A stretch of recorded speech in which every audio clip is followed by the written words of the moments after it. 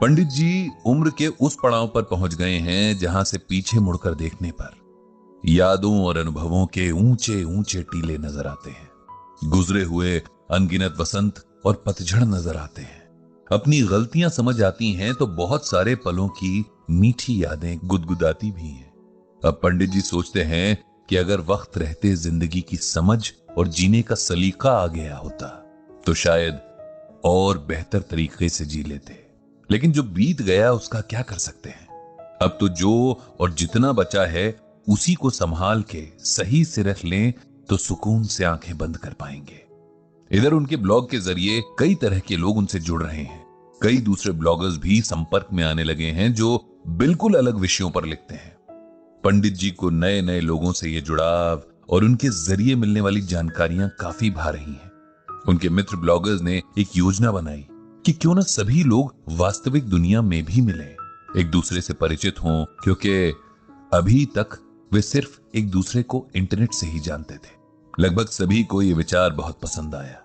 तय हुआ कि एक खास दिन पर एक शहर तय करके सब वहां पहुंचेंगे और एक मिलन समारोह किया जाएगा। पंडित जी भी इस कार्यक्रम में पत्नी के साथ शिरकत करने के लिए बहुत उत्साहित थे। उनके शहर से एक युवा ब्लॉगर भी थे जिन्हें इस कार्यक्रम के लिए निमंत्रण मिला था और वे पंडित जी के साथ ही ट्रेन से इस कार्यक्रम के लिए जाने वाले थे।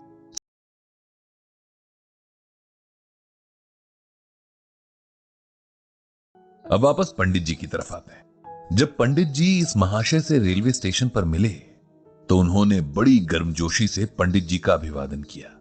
इस युवक का नाम रोहित था। पंडित जी और उनकी पत्नी को भी इस जोशीले लेकिन सभ्य युवा से मिलकर खुशी हुई। ट्रेन में बैठते ही जो रोहित की बातें शुरू हुई तो सीधे कार्यक्रम स्थल पर पहुंचकर ही खत्म हुई। इन बातों में उसकी अब तक की जीवन कथा से लेकर उसकी अब तक की तमाम उपलब्धियों की दास्तान भी थी। रोहित ने अपनी कहानी कुछ इस तरह से सुनाई। रोहित का जन्म एक मध्यम वर्गीय परिवार में हुआ था जहां बहुत तंगी तो नहीं थी लेकिन हर खर्च बहुत सोच समझकर होता था। बकौल रोहित वो पढ़ाई में बहुत तेज था और छोटी उम्र से ही ट्यूशन पढ़ाने लगा था। उसका कहना था कि उसने अपनी पढ़ाई का खर्च एक उम्र के बाद खुद ही उठाया था। फिर उसने स्कूल से निकलकर पढ़ाई छोड़ दी क्योंकि उसे लगता था कि कॉलेज की पढ़ाई इंसान को सिर्फ किताबी ज्ञान दे सकती है, जिंदगी जीने का हुनर नहीं सिखाती। इसीलिए उसने छोटी छोटी नौकरियां करना शुरू किया और दुनिया में जीने के तौर तरीके सीखने लगा। रोहित ने बताया कि उसने कम वक्त में ही खूब पैसे कमा लिए थे और उसके घर में उसकी वजह से वो खुशहाली आ गई जिसके सपने वो लोग हमेशा देखते आ रहे थे। फिर रोहित ने बताया कि उसने नए हुनर सीखे, 2 विदेशी भाषाएं सीखी और भी बहुत कुछ सीखा। फिर उसने जब इंटरनेट की दुनिया में कदम रखा तो यहां भी अपनी पहचान बहुत जल्द बना ली। उसे इस बात का बड़ा गर्व था कि इस कार्यक्रम में भी वो सबसे कम उम्र है। रोहित की बातों में बस अपना ही जिक्र था। पूरे रास्ते ना तो उसने पंडित जी से उनके बारे में पूछा न उनके काम के बारे में। मिलन समारोह बहुत अच्छा आयोजित किया गया था। देश के लगभग हर हिस्से से ब्लॉगर्स आए थे। एक दूसरे से जान पहचान बनाने में ही पहला दिन निकल गया था। अगले दिन सबको अपनी रुचि के विषय पर थोड़ा थोड़ा बोलने का समय दिया गया था ताकि लोग और अच्छे से एक दूसरे को समझ सके। रहने व खाने की व्यवस्था एक होटल में सबके आपसी सहयोग से की गई थी। अगले दिन पंडित जी नाश्ता करने के बाद होटल के लॉन में टहल रहे थे कि तभी वहां रोहित आ गया। वो हमेशा की तरह बहुत जोश में था। उसने पंडित जी से पूछा कि क्या वे आज भी गीता का कोई श्लोक सुनाएंगे जैसे अपने ब्लॉग में लिखते हैं। उसके सवाल में जैसे एक कटाक्ष था। फिर उसने अपने ब्लॉग के विषय में बताना शुरू किया।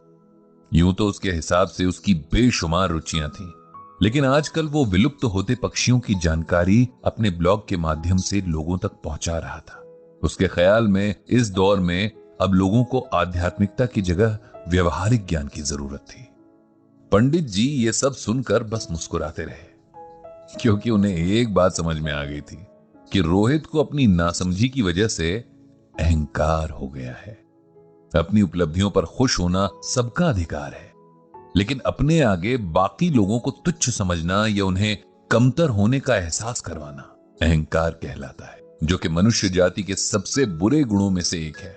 इसीलिए पंडित जी को लगा कि रोहित को इसका एहसास करवाया जाना जरूरी है, ताकि वो समय रहते इस अवगुण के जाल से बाहर निकल सके और अपनी प्रतिभा का सही उपयोग कर सके। कार्यक्रम शुरू हुआ और हर वक्ता के पास बोलने को कुछ बेहतरीन था। किसी के पास गांव देहात के किस्से तो किसी के पास किताबों की दुनिया की जानकारी, कोई कानून का ज्ञाता तो कोई कवि, किसी के पास दुनिया घूमने के अनूठे अनुभव तो किसी के पास इतिहास की गहरी जानकारी। हर कोई अलग अलग संघर्षों से तप कर बना हुआ, जिसे वो बयां नहीं कर सकते थे, लेकिन सब जानते थे कि बिना जीवन के उतार चढ़ाव देखे लोग इतने अनुभव नहीं समेट सकते। इसी तरह पंडित जी की भी बारी आ गई। जीवन में कम ही मौके आए थे जब पंडित जी ने किसी मंच से लोगों को संबोधित किया था। दोस्तों की महफिलों में बात करना या ब्लॉग लिखना एक अलग बात थी। यहां एक अलग ही संकोच उन्हें महसूस हो रहा था, लेकिन उन्होंने साहस करके बोलना शुरू किया। संबोधन के बाद जो उन्होंने कहा वो इस तरह से था। आप सबके अनुभवों और जानकारियों को सुनते हुए मैं खुद को बहुत खुशकिस्मत मान रहा हूं कि आज यहां आपके बीच बैठा हूं। मेरे पास बताने को कोई किस्सा नहीं कि आप लोग हैरान हो, न कोई जानकारी कि आपको चकित कर सकूं।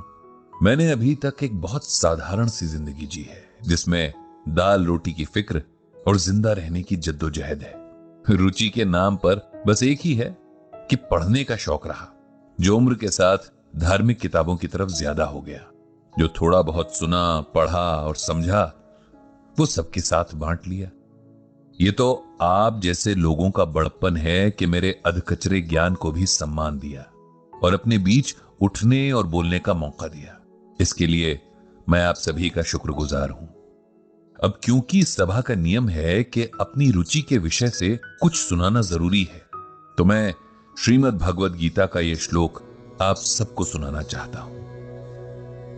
प्रकृतेः क्रियामाणानि गुणैः कर्माणि सर्वशः अहंकार विमूढ़ात्मा कर्ताहम इति मन्यते।